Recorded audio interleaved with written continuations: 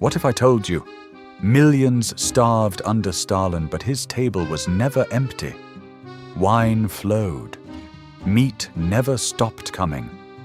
And sometimes, your life depended on how much you drank. On December 18th, 1878, in the small Georgian town of Gori, a cobbler's son was born, Joseph Vissarionovich Djugashvili. Decades later, under Lenin's direction, he arrived in St. Petersburg to help build Pravda. It was there, writing on the national question, that he first signed a name the world would never forget: Stalin, Man of Steel. As one of the most powerful figures of the 20th century, Stalin made decisions that shaped nations, often inside his dacha at Kuntsevo, over long, dimly lit dinners. Alliances were made. Enemies were tested. Tonight's friend could be tomorrow's victim. But one thing never changed: the food, Georgian food. Stalin's taste was shaped by where he grew up. Georgia sits at the crossroads of Eastern Europe, Western Asia, and the Caucasus, a region rich in trade, spices, and culinary exchange. Compared to the simplicity of Russian black bread and buckwheat, Georgian cuisine was layered, fragrant, and abundant. And Stalin never let go of that. His table was always full: rich soups, roasted meats, pickled cheeses, nuts, sweets, herbs, and above all, alcohol, lots of it. Wine, especially, was sacred. Georgia is one of the oldest wine-producing regions in the world, with a history going back over 8,000 years. Famous estates like Tsinandali made Georgian wine known across Europe. Stalin may have favored vodka and brandy in power, but wine was something deeper, something he grew up with, almost like mother's milk. And once he gained power, his relationship with alcohol became dangerous. Dinners could last 5 to 6 hours. Guests were forced into drinking games, singing, even dancing. But this wasn't entertainment. It was control, a test of loyalty, a trap. At times, Stalin even used drunkenness as a crude form of interrogation, believing alcohol would reveal the truth. The atmosphere was tense, unpredictable, and often humiliating. Even Nikita Khrushchev, a future Soviet leader, was rumored to have lost control during these dinners. And Yugoslavia's Tito? He survived by secretly pouring alcohol into his sleeve.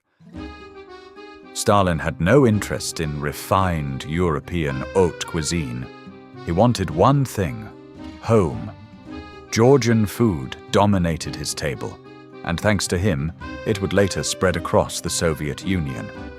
Typical dishes included satsivi, a rich walnut-based sauce, sometimes served with poultry or as a spread; karcho, a thick, spicy meat soup with rice, tomatoes, garlic, herbs, and ground walnuts; chanaki, slow-cooked lamb with eggplant, potatoes, and fresh herbs in clay pots. Stalin once described dishes like these as full of sunlight and life. But one dish stood out above all: shashlik, grilled meat skewers. Simple, shareable, easy to eat. And that mattered, because Stalin hated having servants around during political conversations. After the food was brought in, staff would leave. The rest became a kind of self-service war table. And shashlik, easy to grab, easy to divide, became perfect for that setting. Even his chef reflected his past. His head cook, Alexander Ignatashvili, was a fellow Georgian, once a circus wrestler, later a restaurant owner, then Stalin's trusted kitchen chief. In time, he rose to become a Kremlin security official. And among Stalin's cooks, one name stands out: Spiridon Putin, the grandfather of Vladimir Putin, who had previously cooked for Lenin as well. By the mid-1930s, the Soviet Union was slowly recovering from the devastation of forced collectivization. Millions had suffered. But now, the state faced a new challenge. How do you feed a rapidly urbanizing population? Stalin handed that responsibility to Anastas Mikoyan, a long-serving political operator and head of the food industry. Mikoyan believed one thing: modern food production equals national strength. With Stalin's approval, he traveled to the United States for 2 months. There, he studied everything: Chicago meatpacking plants, department stores like Macy's, breweries and juice factories, even American stadium food culture. He met industrial leaders, including Henry Ford. And then he brought it all back.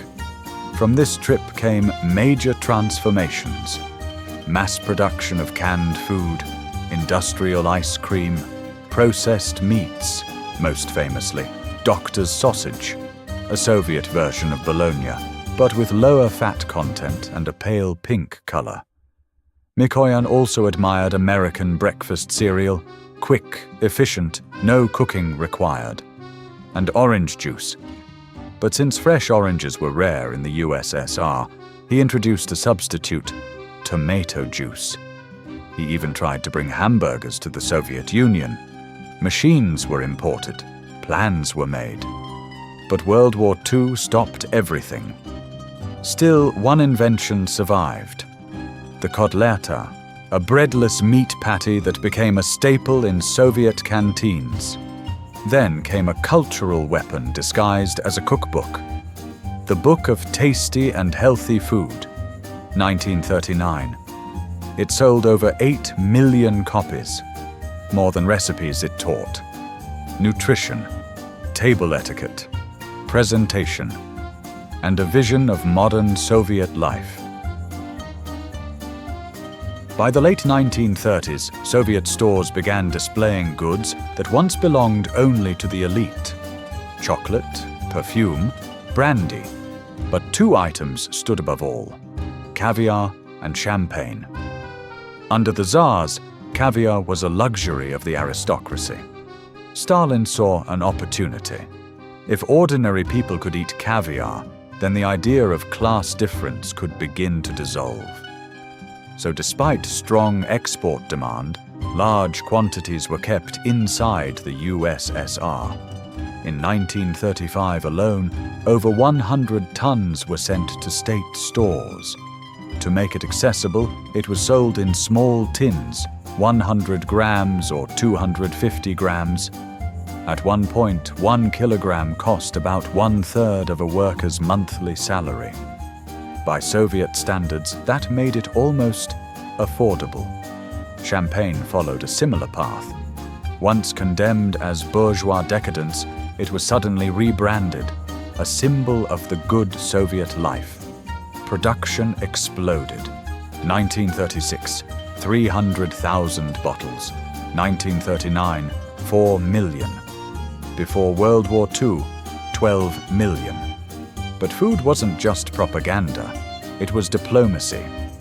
At the Yalta Conference, 1945, where the post-war world was being negotiated, Stalin hosted the Allied leaders in Crimea, and he made sure they were overwhelmed. Caviar, smoked salmon, champagne, vodka, served endlessly. One British observer described it as like machine gun fire, dish after dish after dish. But after the feast, something changed.